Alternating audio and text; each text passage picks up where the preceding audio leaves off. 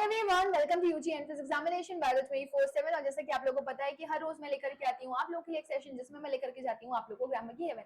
आज है डे 88, हम कवर कर रहे हैं रूल 88 और आज के इस वीडियो सेशन में हम कवर कर रहे हैं एरर ऑफ पैरेललिज्म। आप में से काफी सारे स्टूडेंट ने एरर ऑफ पैरेललिज्म पढ़ा होगा, बट आप में से काफी सारे ऐसे स्टूडेंट होंगे जिनको एरर ऑफ पैरेललिज्म के बारे में कोई भी आइडिया नहीं होगा। But no worry, when we back on this here.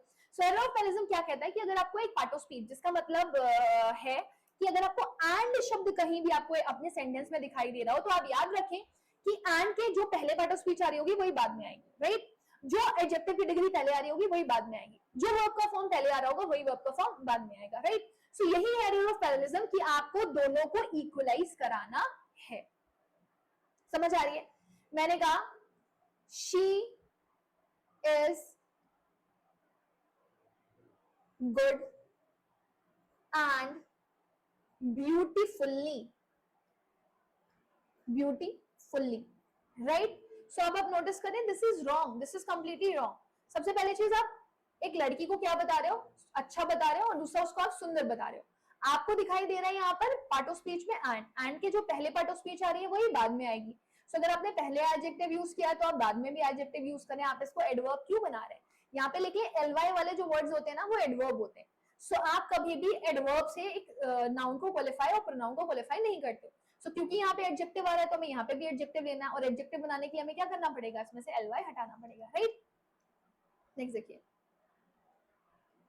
Radha and I R best friends. काफी सारे बच्चों को इसमें डाउट होगा कि मैम आपने तो कहा था कि एंड के जो पहले पार्ट ऑफ स्पीच आती है वही बाद में भी आती है, तो यहाँ पर तो राधा नाउन है और यहाँ पर जो आई लिखा हुआ है वो तो प्रोनाउन है। तो हाँ बेटा, प्रोनाउन आप यूज कर सकते हो। एक्चुअली में क्या होता है ना, नाउन को रिप्लेस करने वाला ही शब्द होता है प्रोनाउन। सो सिर्फ यही एक एक्सेप्शन है कि आपका नाउन प्रोनाउन को क्या कर सकता है? यूज कर सकता है अपनी जगह पर, राइट। सो नाउन हटेगा तो आप प्रोनाउन लगा सकते हो, लेकिन एडजेक्टिव नहीं लगा सकते, एडवर्ब नहीं लगा सकते, प्रीपोजिशन नहीं लगा सकते, कंजंक्शन नहीं लगा सकते। सो इसी वजह से एरर ऑफ पैरेललिज्म कभी भी अगर एक तरफ नाउन लगा होता है और एक तरफ प्रोनाउन लगा होता है तो उसको वो परेशान नहीं करता है, मतलब उसके साथ आपको छिड़काने करने की कोई भी जरूरत नहीं है, क्योंकि pronoun is actually equals to noun, because noun को अगर आप रिप्लेस करोगे तो आप प्रोनाउन लगा सकते हो। सो जैसे ये सेंटेंस क्या है आपका, करेक्ट। देखिए, मैंने कहा शी इज अमेजिंग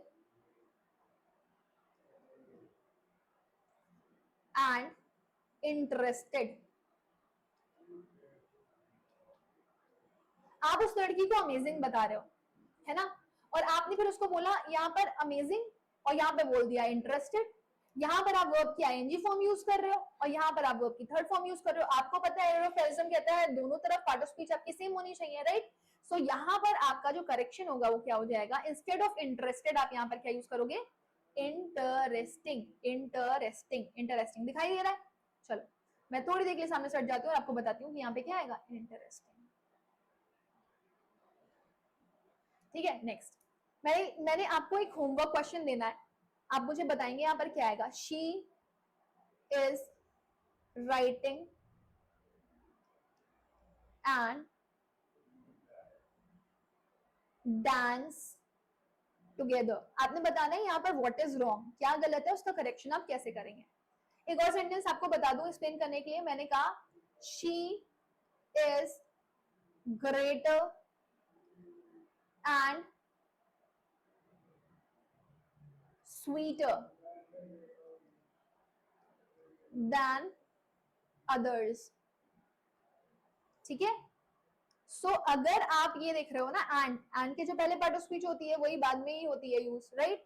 सो अगर यहाँ पे ग्रेटेस्ट लिखा होता है, यहाँ पे ग्रेटर लिखा होता तो गलत होता। यहाँ पे आपका ग्रेट लिखा होता, यहाँ पे स्वीट लिखा होता तो गलत होता, क्योंकि यहाँ पे आप क्या लगा रहे हो? दैन।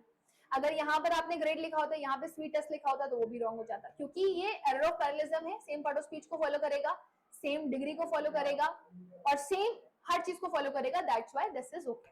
सो आप मुझे होमवर्क क्वेश्चन में बताने वाले हैं इसका करेक्ट आंसर क्या होगा। तब तक के लिए I will be ending this session and will be meeting soon with you all in the next session. Bye bye, take care and God bless you all.